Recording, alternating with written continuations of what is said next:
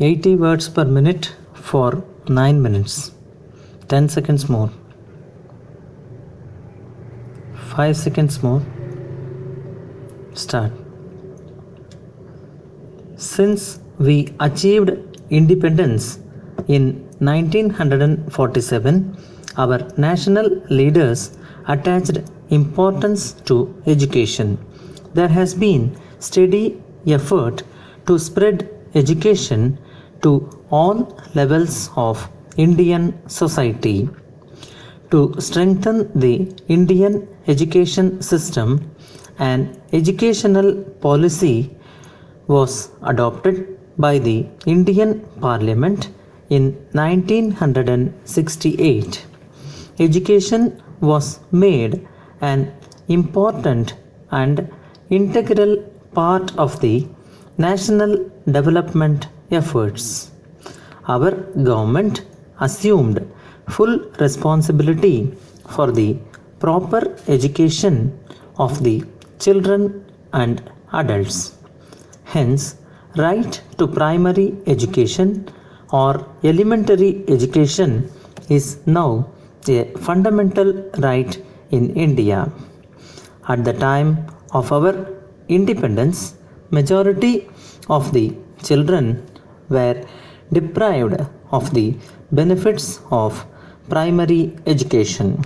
Since then, India has made good progress in the field of primary education.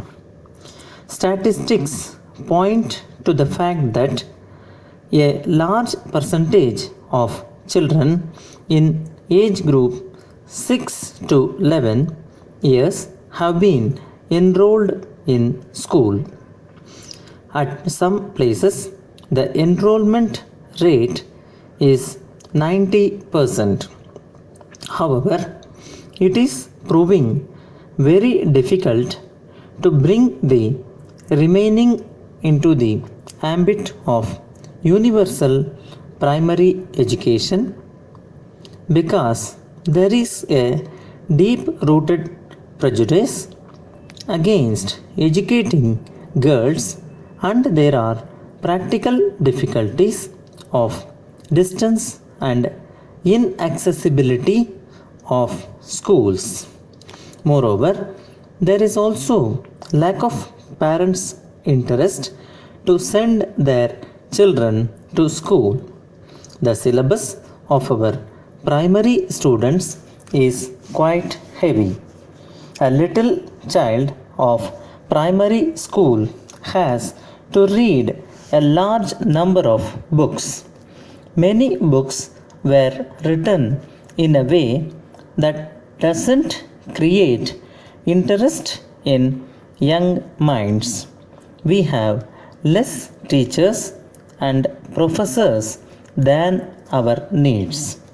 Moreover, the dropout rate is so high that universal elementary education is quite an elusive goal. Since education is important for the growth of developing nation like India, various steps have been devised to cut the percentage of dropouts. A new orientation is being given to offer educational facilities for the dropouts by making it purposeful in order to attract a broad spectrum of the dropout population. Secondary education is the fulcrum or central point of a nation's education system. With regard to the pattern of secondary education, experiments have been going on since independence. The 10 plus 2 plus 3 system of education, which has been recommended by Kothari Commission of 1965, is now being implemented in almost all the states and Union Territories of India. This system provides for two streams, academic streams paving the way for higher education and the vocational stream of terminal nature. However, very few schools have been able to offer this terminal education. As a result, schools with academic streams are still abound, thereby defeating the very purpose of reducing the acute competition for college education.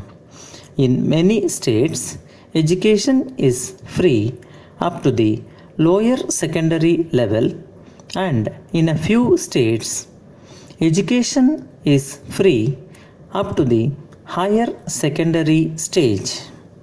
Higher education system in India is imparted through about 180 universities and nearly 4,500 colleges. In addition, there are several institutions imparting specialized knowledge and technical skills. Since education is a state subject, the state governments in India are free to open new universities. University Grants Commission is an authority which dispenses grants to the universities. However, its formal sanction is not necessary to open a university. Taking advantage of this provision, many state governments in India have opened a large number of universities in recent years. The tremendous increase in the number of students and of educational institutions has given rise to the term education explosion. No doubt, this has resulted in serious problems such as inadequacy of financial resources and infrastructure and dilution of personal attention to the education and character formation of the students. Also, there is the unwanted side effect of enormous increase in the number of educated unemployed. However, we cannot overlook the advantages of education explosion in India. Mere increase in the percentage of literate people does not indicate a qualitative change in the educational standards of the people and a real improvement in manpower resources of India. Mahatma Gandhi wanted basic education to be imparted through the mother tongue. Our constitution provides that facilities for primary education in mother tongue should be provided to all Indian citizens. For this purpose, the central government may issue directives to the state governments. Thus, the requirements of linguistic minorities are attended properly. Even before independence, most of the students in schools had their education through the regional language or mother tongue.